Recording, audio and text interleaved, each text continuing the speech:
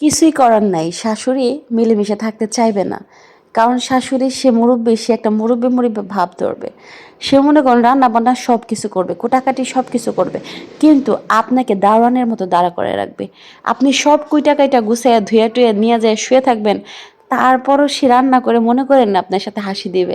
সে ঘরে যায় বলবে, জমিদারের বিটি এসে শুয়ে পড়ছিস, আমি বসে বসে গরমে রান্না করতেছি, তুই এসে শুয়ে পড়ছিস। আবার আপনি মনে মনে তখন রাগ কইরা ভাবতে পারেন যে যা, কালকে থেকে আমি রান্না বান্না করবো, সবই করতে পারি, রান্নাটা করতে পারবো না, ওনারে রান্না করতে দিব না, তো ক্যাস ক্যাস ভালো লাগে না। কিন্তু সেদিন দেখবেন বলবে, তোর রান্না ভাল লাগে না, আমি নিজেরটা নিজেই রান্না খাইতে পারবো, আমার কাম কেউ করা লাগবো না। কিন্তু সে আপনি সব বাটা ঘষা কাটা কুটি আগানো পোছানো সব করে দিবেন, নেওয়া আনা সব করে দিবেন, সে শুধু বসে বসে লাড়বে। আর হচ্ছে কিভাবে আপনার দোষ ধরা যায় খুঁজবে। আপনি ধরেন বলবো একটু পরপর, যা লবণ নিয়ে আয়, লবণ নিয়ে আসবেন, হলুদ নিয়ে আয়, হলুদ নিয়ে আসবেন, মরিচ নিয়ে সব গুছাই নিয়ে আসবেন। তারপরে আবার বলবে যে বড়িটা নিয়ে আয়, বড়িটা থুয়ে আইসি, তেলের ডিব্বা নিয়ে আসবেন, দেখবো তেল থাকবো না, তেল নিয়ে আয়। তারপরে বসে বসে কুটা কাইটা দে। মানে আপনি তার হেল্পার, কিন্তু রান্না বান্না শেষ হওয়ার পর সে বলবে, সারাদিন কাম করতে করতে দমটা বাইরে যায়, পোলা বিয়া করাইছি একটু আরাম করুম, তাও রান্দাবাড়ি সব করা লাগে।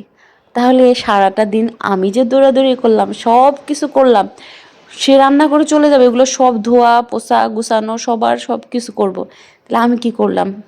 আমি তার মানে হাওয়া খাইছি। ঝগড়া কেন লাগবে না? এই যে সবাই বলে মিলেমিশে থাকবেন, মিলেমিশে কিভাবে থাকে? কিন্তু তারপর আলহামদুলিল্লাহ আমরা অনেক মিলেমিশে আছি।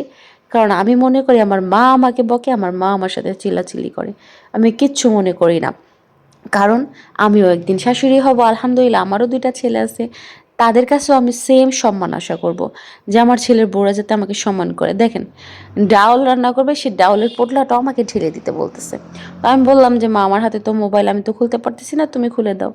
তো যে খুলে দিচ্ছে, তো ডাল টুল আমি ধুয়ে সব কিছু কেটে কুটে একদম বেটে বুটে রেডি করে দিব, সে শুধু নাড়াচাড়া করবে, আনা নেওয়া সবই করব। মনে করেন যে আমি ভাবলাম যে এখন তো সবই করতেছি, মা তো শুধু নাড়তেছে, তা আমি আধা ঘন্টা যে একটু ফোনটা টিভি বা শুয়ে থাকি।